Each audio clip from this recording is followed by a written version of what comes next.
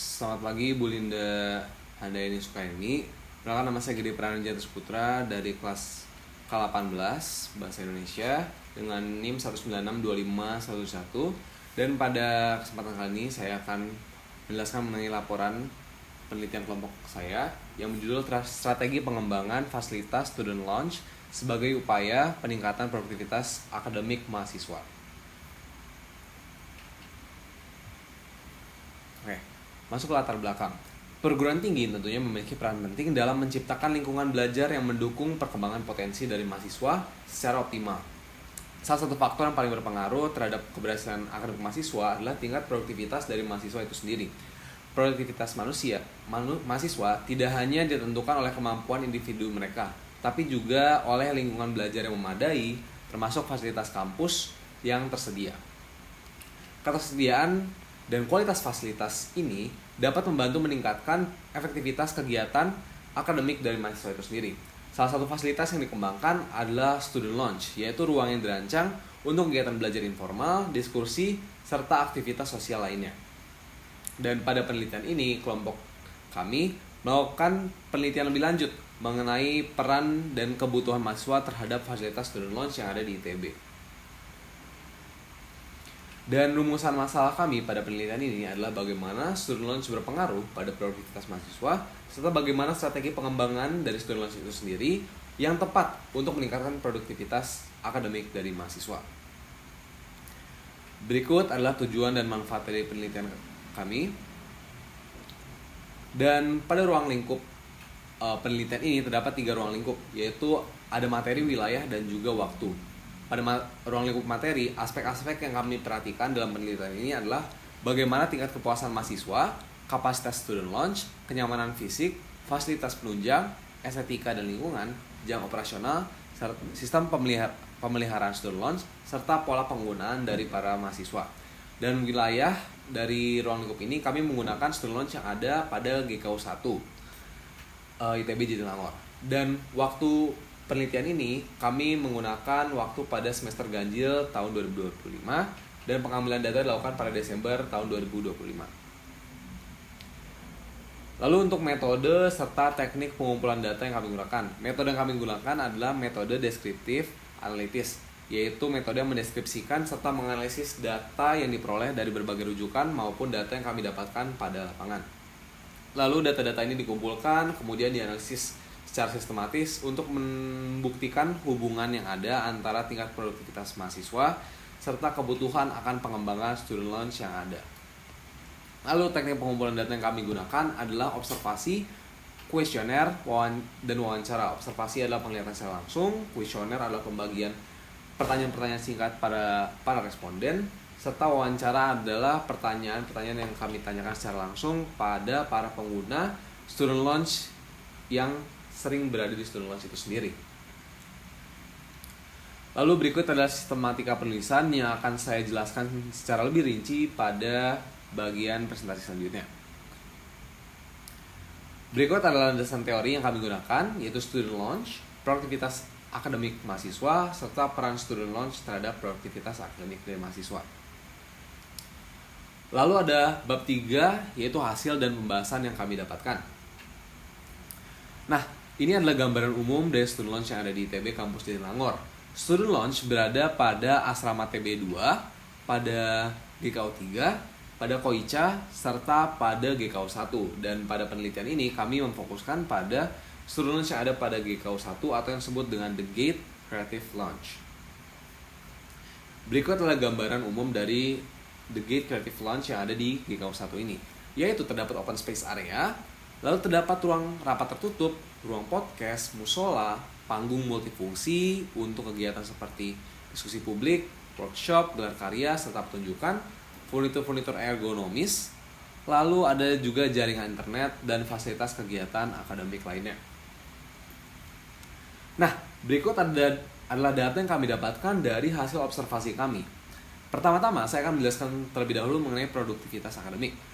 Menurut prinsip Aporbo, produktivitas akademik ditentukan oleh seberapa efektif dan efisien mahasiswa memanfaatkan sumber daya, waktu, dan usaha yang mereka miliki untuk mencapai hasil belajar yang optimal. sehingga tidak semua kegiatan dapat disebut sebagai kegiatan yang produktif secara akademik. Dan pada observasi kami menghitung jumlah pengunjung dari student launch yang produktif dan tidak produktif secara akademik.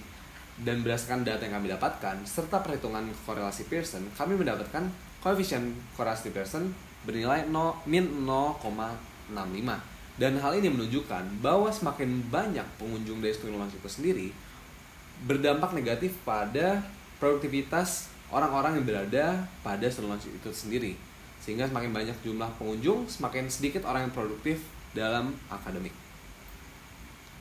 Lalu berikut adalah hasil kuesioner. Kami mendapatkan 3 jenis jawaban. Jawaban yang dianggap sudah kuat, lalu jawaban yang cukup, dan juga jawaban yang lemah. Nah, aspek-aspek yang kuat adalah kepuasan, pemeliharaan fasilitas, tata tertib, kebersihan dan kerapian, serta desain ruang. Lalu aspek-aspek yang dianggap cukup adalah lokasi dan ketersediaan, fasilitas pendukung, informasi dan jam operasional, serta aksesibilitas. Dan aspek yang dianggap lemah adalah kapasitas dan kepadatan dari student launch itu sendiri. Dan dari hasil wawancara, kami mendapatkan beberapa masalah-masalah utama yang dapat kami tarik untuk menghasilkan suatu solusi. Dan masalah-masalah tersebut adalah student launch dianggap kurang besar, sinyal kurang mendukung, jumlah stop kontak kurang banyak, jumlah student launch juga kurang banyak, jam operasional student launch kurang lama, dan perlunya ada peraturan serta adanya bau yang tidak sedap yang sering dicium oleh para pengguna. Dan berikut adalah solusi yang kami tawarkan dalam penelitian ini. Bagian atas menunjukkan bahwa solusi-solusi yang cukup terrekomendasi bagi kami, yaitu penyusunan tata tertib, penataan ulang furnitur serta zonasi ruangan, penambahan dan pemerataan stop kontak, penguatan dan pemerataan akses Wi-Fi ITB hotspot, peningkatan sistem ventilasi, penambahan jam operasional, penambahan furnitur alternatif, penambahan dan pemerataan student launch di lokasi lain, perluasan area, dan peningkatan aksesibilitas jalan masuk. Serta ada beberapa solusi-solusi alternatif yang dapat dipertimbangkan juga, yaitu penyediaan dispenser air dan tempat sampah tambahan, serta penyediaan unit komputer bersama. Dan berikut adalah fase-fase yang kami tawarkan dalam pengembangan student launch sebagai solusi dari penelitian kami. Ada 5 fase. Fase pertama difokuskan pada penataan dasar dan juga regulasi ulang. Lalu ada fase kedua yang mengedepankan optimalisasi fasilitas inti. Fase ketiga yang mengembangkan peningkatan kapasitas dan kenyamanan dari student launch itu sendiri. Lalu fase keempat pada ekspansi layanan dan juga fleksibilitas.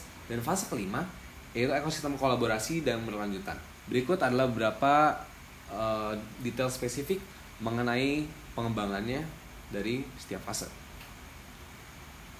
Dan saran pengembangan yang dapat kami berikan adalah 3 hal, yaitu pertama ada aturan-aturan yang perlu diterapkan serta disosialisasikan pada para pengguna. Lalu ada QR feedback serta study pot. QR feedback ini berfungsi agar para pengurus dari student launch dapat diberikan kritik dan saran mengenai bagaimana student launch seharusnya. Serta study pot digunakan bagi para mahasiswa yang ingin belajar secara sendiri dalam ruangan tertutup sehingga tidak terganggu oleh aktivitas dari mahasiswa yang lain. Dan berikut adalah kesimpulan yang kami dapatkan. Persepsi mahasiswa terhadap student launch ternyata sudah positif. Tetapi ada hubungan negatif antara kepadatan yang terjadi pada student launch serta produktivitas yang dialami oleh para mahasiswa yang berada di student launch. Lalu banyak aspek yang membutuhkan pengembangan lebih lanjut. Dan pengembangan lebih lanjut ini kami rangkum dalam 5 fase. Fase pertama dan fase kedua adalah pengembangan fasilitas fisik serta pembuatan aturan. Lalu fase ketiga dan keempat adalah pengaturan ventilasi suhu udara, kapasitas, serta fitur-fitur alternatif yang dapat memberikan kenyamanan. Serta fase kelima adalah perluasan dan penambahan dari student launch itu sendiri di tempat-tempat lain. Dan saran yang kami dapat berikan sebagai solusi adalah pengurus seharusnya segera melakukan penataan ulang, lalu penambahan jumlah stop kontak setelah peningkatan kapasitas dari Wi-Fi ITB hotspot, lalu penambahan pengharum ruangan, lalu penyesuaian jam operasional dari student launch, investasi pada sistem tata udara dan ventilasi, penambahan beanbag dan meja diskusi, perencanaan pembangunan fasilitas student launch baru di tempat lain di ITB Jatinangor, lalu pengadopsian prinsip desain yang adaptif, inklusif bagi penyandang disabilitas dan berkelanjutan. Sekian presentasi dari saya, mohon maaf jika ada kesalahan, saya ucapkan terima kasih.